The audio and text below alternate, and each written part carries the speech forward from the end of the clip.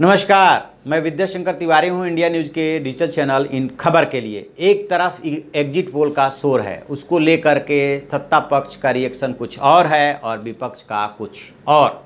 दूसरी तरफ इन सब चीज़ों से बेपरवाह बीजेपी अगली सरकार बनाने की तैयारी में जुट गई है। पार्टी अध्यक्ष अमित शाह ने एनडीए के नेताओं को एक भोज दिया है और वो शाम को सारे नेता जुट रहे हैं। दूसरी तरफ प्रधानमंत्री नरेंद्र मोदी ने एक महत्वपूर्ण बैठक बुलाई है जिसमें पार्टी के बड़े नेता राजनाथ सिंह, अरुण जेटली, सुषमा स्वराज, नितिन गडकरी और बड़े जितने भी नेता हो सकते हैं उसमें शामिल हो रहे हैं। बताया ये जा रहा है कि अगली कैबिनेट की तस्वीर तैयार की जाने लगी है। तो हम सबसे पहले यही नज़र डालेंगे कि यदि एग्जिट पोल के नतीजे हकीकत में बदलते हैं, एनडीए को और बीजेपी को बहुमत मिलता है, नरेंद्र मोदी की अगुवाई में सरकार बनती है, तो फिर उनके कैबिनेट में इस बार कौन कौन होगा, उनके किचन कैबिनेट में कौन कौन शामिल होगा, इस पर हम बात करेंगे। सबसे पहला नाम और बड़ा नाम पार्टी अध्यक्ष अमित शाह का है। कहा यह जा रहा है कि इस बार जो है उन्हें कैबिनेट में शामिल किया जाएगा और उन्हें गृह मंत्री और डीओपीटी का मंत्रालय दिया जा सकता है। डीओपीटी वो मंत्रालय है जो प्रधानमंत्री जिसका कैबिनेट मंत्री जिसका प्रभारी होता है और वहीं से पूरी ब्यूरोक्रेसी हैंडल होती है। डिपार्टमेंट ऑफ पर्सनल ट्रेनिंग बोला जाता है। तो इनको वहाँ शिफ्ट करने की बात है। अब दूसरा सवाल ये उभरता है कि यदि अमित शाह गृह मंत्री बनते हैं तो फिर इनकी जगह कौन लेगा। इसमें कई नाम आ रहे हैं। कहा यह जा रहा है कि जो राजनाथ सिंह हैं वो कैबिनेट में अपने को कंफर्टेबल फील नहीं कर पा रहे हैं, लिहाजा वो फिर से संगठन में शिफ्ट होना चाहते हैं। 2 बार वो राष्ट्रीय अध्यक्ष रह चुके हैं, क्या एक बार उनको और ये मौका मिलेगा? या जेपी नड्डा का भी नाम आ रहा है कि जेपी नड्डा अगले पार्टी अध्यक्ष हो सकते हैं। फिर राजनाथ सिंह का क्या होगा? क्या राजनाथ सिंह को कोई दूसरा मंत्रालय दिया जाएगा? तो इसमें भी तरह तरह की बातें हैं कि राजनाथ सिंह को किसी रक्षा मंत्रालय में शिफ्ट किया जा सकता है, या फिर चूंकि सुमित्रा महाजन इस बार नहीं आ रही हैं संसद में, इस बार उन्होंने चुनाव नहीं लड़ा है, लोकसभा में वो नहीं आ रही हैं, तो क्या उन्हें स्पीकर का पद देकर के संतुष्ट किया जाएगा? क्योंकि मोदी कैबिनेट में राजनाथ सिंह एक भारी भरकम चेहरा हैं और उनको इस तरह से पार्टी और सरकार जो है इग्नोर नहीं कर सकती। दूसरी बात है कि सुषमा स्वराज भी चुनाव नहीं लड़ रही हैं और अरुण जेटली भी चुनाव नहीं लड़ रहे हैं। सुषमा स्वराज वो विदेश मंत्री है, उनकी जगह पे कौन आएगा? तो उनकी जगह पे विनय सहस्त्रबुद्धे का नाम लिया जा रहा है। संघ के आदमी हैं, राज्यसभा में हैं, विदेशी मामलों के जानकार भी कहे जाते हैं। एक उनका नया नाम उभर करके आ रहा है।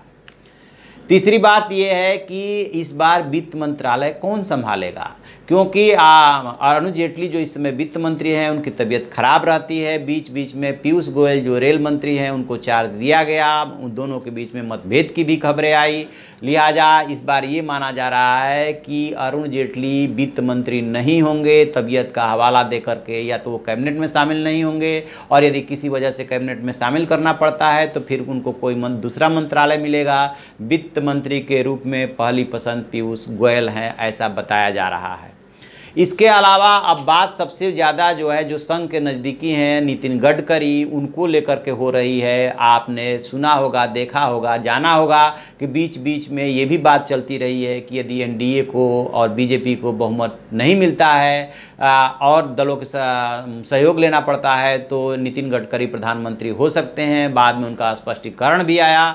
तो यदि वो पीएम नहीं भी बनते हैं तो इस बार उनका जो ओहदा है, जो उनका कद है और बढ़ाया जा सकता है। कहा यह जा रहा है कि ट्रांसपोर्ट के साथ साथ उनको रेलवे भी दिया जा सकता है और कई मिनिस्ट्री दी जा सकती है, उनका जो है कद जो है और बढ़ाया जाएगा।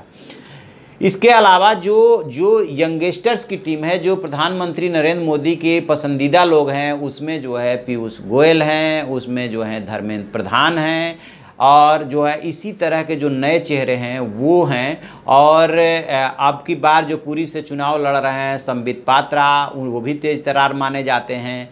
बेंगलुरु से जो चुनाव लड़ रहे हैं तेजस्वी, वो भी तेज तरार चेहरा है। हालांकि वो पहली बार यदि चुनाव जीतते हैं तो पहली बार पहुंचेंगे, लेकिन ऐसे चेहरों को भी आगे लाया जाएगा क्योंकि प्रधानमंत्री के जो लाइकिंग है वो यूथ और डायनामिक चेहरे पसंद करते हैं। इस बार यदि मोदी सरकार बनती है तो बेशक प्रधानमंत्री नरेंद्र मोदी होंगे, लेकिन जो कैबिनेट के टॉप 5 होगा वो चेहरे बदले हुए होंगे। देखते हैं आगे क्या होता है। पीएम ने मीटिंग बुलाई है, स्वाभाविक है। संघ में भी मीटिंग चल रही है, संघ में अलग मीटिंग चल रही है, क्योंकि वहीं से असली ये बात तय होती है कि जो बड़े मंत्रालय है या महत्वपूर्ण मंत्रालय हैं वो किनको दिए जाएंगे, कौन ऐसा आदमी है जो पार्टी और सरकार के साथ साथ संघ के प्रति भी लॉयल है, ये भी देखना पड़ता है। और ख़ास तौर से आरएसएस में ये बात देखी जाती है। तो हम इस पूरे खबर पर नज़र बनाए। ब्यूरोक्रेसी में भी अभी बहुत भारी चेंजेज होना है। ब्यूरोक्रेसी के बारे में भी हम आगे बताएंगे, दूसरे एपिसोड में बताएंगे। तो हम इस पूरे डेवलपमेंट पे नज़र बनाए हुए हैं। जो भी आगे इसमें डेवलपमेंट होगा, पीएम मीटिंग लेंगे, उससे कुछ इनपुट मिलेगा तो हम लेकर के फिर उसे हाजिर होंगे। आप ऐसी खबरों के लिए देखते रहिए हमारा डिजिटल चैनल इन खबर। उसे लाइक कीजिए, शेयर कीजिए और कमेंट बॉक्स में जाके कमेंट जरूर करें। Thank you. इन खबर चैनल को सब्सक्राइब करें और बेल आइकन दबाना ना भूलें।